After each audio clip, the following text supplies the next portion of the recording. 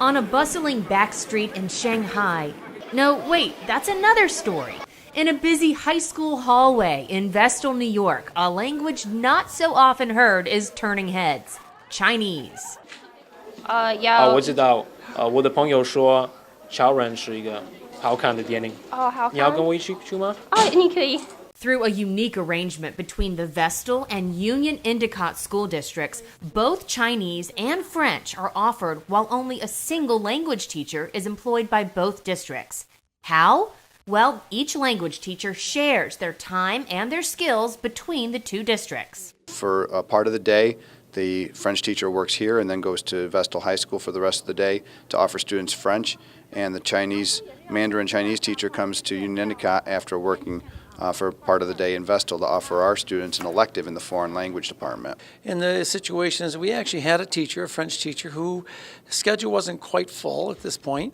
Vestal had the situation, almost the same situation, so we got together and said, you know what, we both have a teacher has the time and the situation, so let's make use of it to benefit our students and our community. More than just a language class, both teachers strive to include culture as well.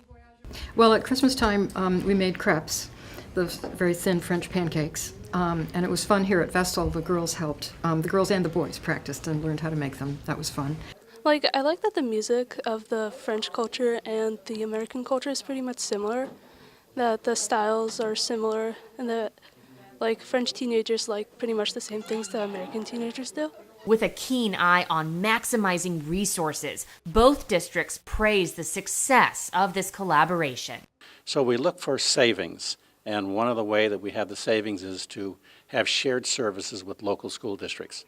We have a lot of collaboration with Binghamton and Union-Endicott right across the river from here. And the students plan to use their language skills and cultural awareness well into the future. My goal ultimately is to utilize Chinese in my career. But this isn't the only reason that I took Chinese. I'm also very interested in the language and culture. My Chinese name is Zhong Dawei. It's NYSSBA's annual Capital Conference, and Albany is the place to be for school board members and students to meet with lawmakers face-to-face. Day 2 of the conference is Lobby Day. That gives attendees an opportunity to speak with key political stakeholders. During their meetings, board members advocated for more funding and discussed policy issues affecting school districts.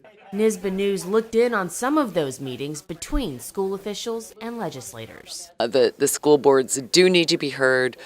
We do need to keep the pressure on a whole host of issues. It's more than just funding. Very significant policy issues are being addressed right now, and we need to make sure we get it right. High school students from the Oneida, Herkimer, Madison BOCES in central New York met with Senate Education Chairman John Flanagan and other legislators. It's great having the students here, and I don't take anything for granted. When you come up and you are well-spoken, you are articulate, you are great ambassadors for your communities as well as your schools, that makes a difference. The students told the senator about their BOCES programs and how those classes prepare them for future careers.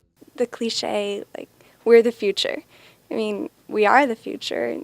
So these programs at BOCES, I think that they teach us the life skills that we need to be successful in the future. And I think without them, then we might kind of get off on the wrong track.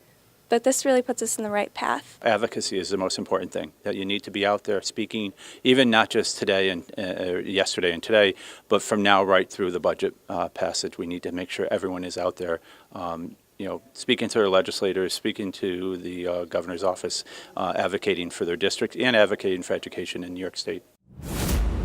There's something fishy going on at the Schroon Lake Central School Science Department. The school is raising trout. Since 2011, the Trout project has been receiving fish eggs from a local hatchery. For a year and a half, the fish are raised in the high school's ecosystem and studied by biology, chemistry, and physics students. The program gives students a learning experience and offers them the chance to study the Adirondack habitat that's all around.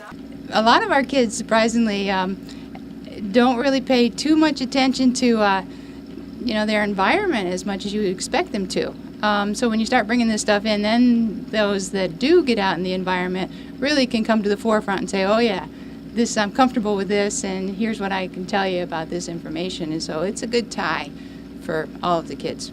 The ecosystem was totally designed in-house by science teacher Matt Riddle. I've always been of the mindset that if you're going to do something, you might as well do it well. And so I just started crunching numbers, and I started putting some research into this, and eventually I sketched up an idea on how to make this, bigger and better than just a couple of months worth the program. And the end product, as you can see, is a big giant ecosystem that we're able to use educationally with the students. The Trout project was started 4 years ago, and students are hooked on it. It's really neat to see the growth of the trout and just see how different things affect the growth and just their livelihood. It's really amazing to see the nature of it. You're learning so much about just how to take care of something, which is really important, but as well as biology and how just preserving these and helping our own environment here in town, because a lot of them get released into our own lake. I've always enjoyed the outdoors, the environment, and this directly ties with the outdoors and what happens in our own environment. At the end of the year-and-a-half growth cycle, the trout are large enough to be released. The science class meets along the shores of Schroon Lake, and the fish are let back into their natural habitat. I'm Casey Nicholson reporting for NYSSBA News.